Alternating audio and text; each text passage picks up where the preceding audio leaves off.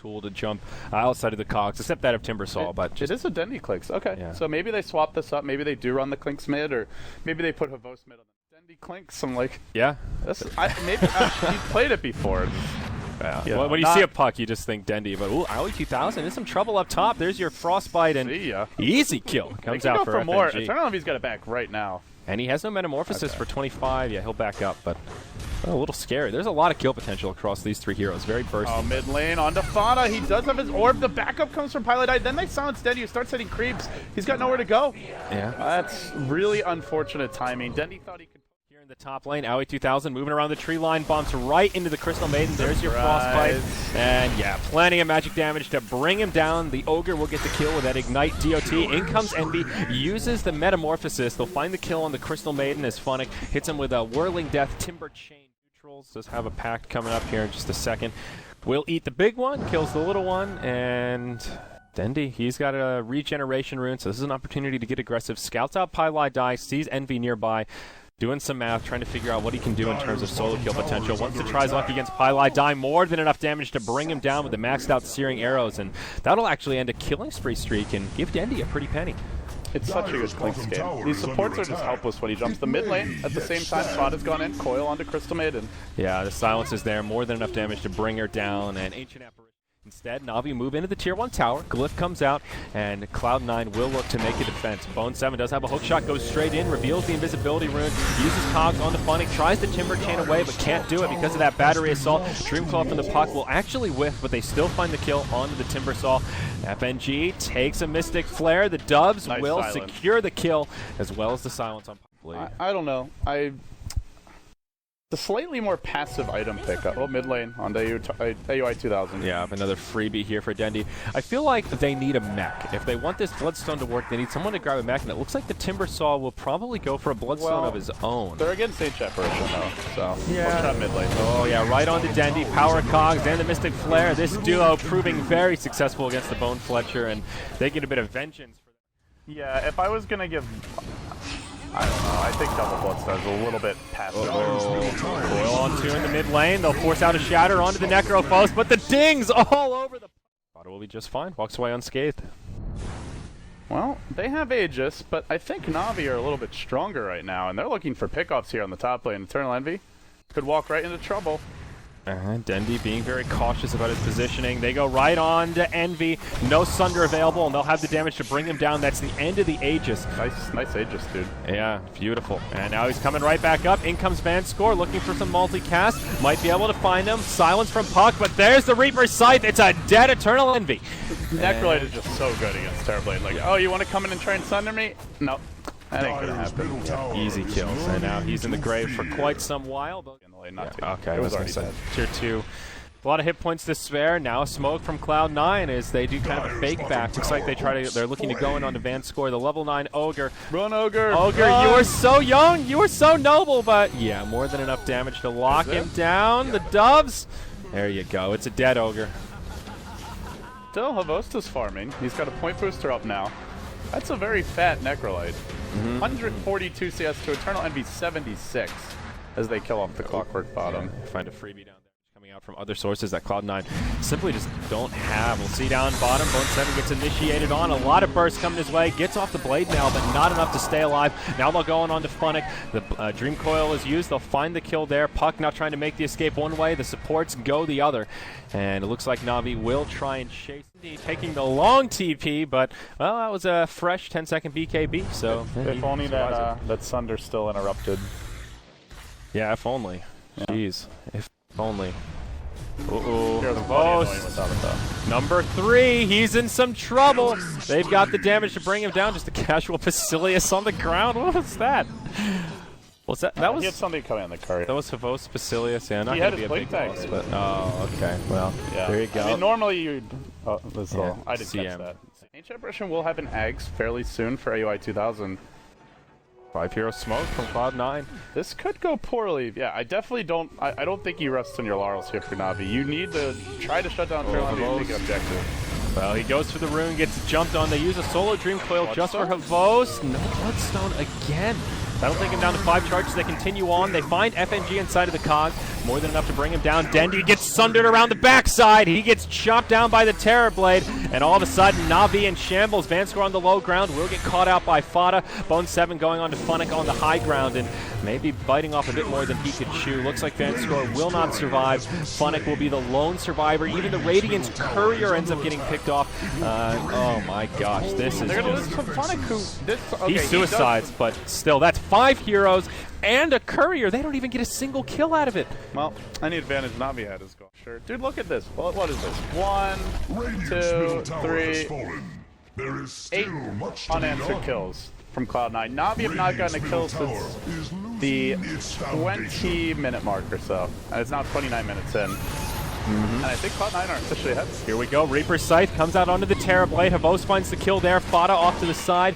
Will be able to survive. Hook shot from Bone7. Comes in onto less than 4. Skywrath Mage is there with the ultimate, and Havos will fall. Gets off the suicide, but still goes down nonetheless. FNG getting very aggressive here. Throws out the Frosty there onto Bone7. Same time, but Puck does die on the high finds a ground. kill. So that's very soon. So you're not even guaranteed to benefit from that heal. Yeah, now, coming into Roche, there was one buyback used by the Dire side. It did come out onto Fada's Puck, so Cloud9 really want to contest this. Roche falling pretty quickly, scattered out by the orb from Puck. They know how low it is, and they will try to hop in. Close range hook shot onto Vanscore. He'll go down first. Now Roche, under heavy assault, goes down to the Radiant. It is picked up by Havos, but he's close to getting Funnicked by Fada in the pit. Meanwhile, they've lost their Crystal Maiden. Funnick doing what damage he can, but the cogs from Bone7 interrupting him a lot. Havos does make it out of the pit, but now just walks right into the Terror Blade. That'll be the end of the Aegis, and he may go down for a second time. He's coming back to life, but his team's already in shambles. They've headed for the retreat. There's your Skywrath Mage ulti, and 4 living up to his name as now Funnick gets caught by a Yules. He'll take a silence. This is another disastrous team fight for Na'Vi here, LD. Funnick can even make his way out. He's going to chain. I think he can risk the safety. No, doesn't. Actually, his Blink Dagger might have been getting canceled there. But getting some last hits IRL there. Good work, buddy. My ringtone is the gold sound in Dota for those. That was really freaking out players in the players' lounge at the It's just event. really loud. I don't know why. Oh, they're going to go in. This could be huge. They've got a Necrophos ult. But, oh, the Sunder goes off, and Envy, he'll be just fine. They get the kill on the Crystal Maiden in return. Now the silence on the Necrophos. The Mystic Flare doing so much damage. It's a quick 2-0. Vanscore caught inside of the Dream Coil. They'll have plenty of damage to lock him down, make it a 3-0, and Eternal Envy leading the charge as Cloud9 will probably be looking for high ground off that. We saw, who was it? Empire ban the Terror Blade? Honestly, Cloud9 just loves this hero so much. I think you just ban it because they love it so much more than anything. Fodek, he'll get off of Yules, gets off the Bloodstone Suicide. Gonna hold this lane of Barracks. Glyph comes out. This is both Bloodstones officially down to 0 charges. Oh, God. Not to say that they were both bad pickups, but they definitely have not paid off. And Cloud9 now will be one lane of Barracks. Never a good sign. Back off on the backside of this fight. Dendy, he gets scattered out and will get picked off. So now it's a dead Klings. Meanwhile, in the middle of the fight, Eternal Envy taking a lot of damage, but there you go. He's got a Sunder, goes right in onto Funnick. That'll take him down handily. And Cloud9 just having their way with Na'Vi at this point. FNG doing what he can to buy some time near the bottom tier 3, but Bone7 just stalking him out. They've taken out the mid lane of Barracks, and Cloud9, will they hang around, or will they just retreat? And it looks like Bone7, he'll get the sight, but what does it matter? Kill. It's just the clockwork. Eternal Envy's still at full HP. He's charging in, looking for Havos. 0 bullets. So actually got 1 Bloodstone charge after that, and it's right back down to 0.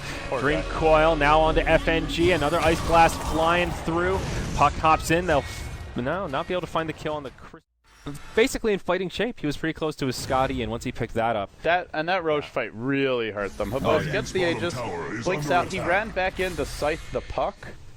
Even if he gets that kill, definitely not worth feeding away your Aegis and dying again. And they'll find Denny. They run a trap for him. They were just waiting for this mid lane. But the backup does come. They've got a Necrophos. They can bring down Eternal Envy. He won't have a buyback available. Dead for 100 seconds. Maybe this is the chance for Na'Vi to turn it. Except Fada's pushing him bottom.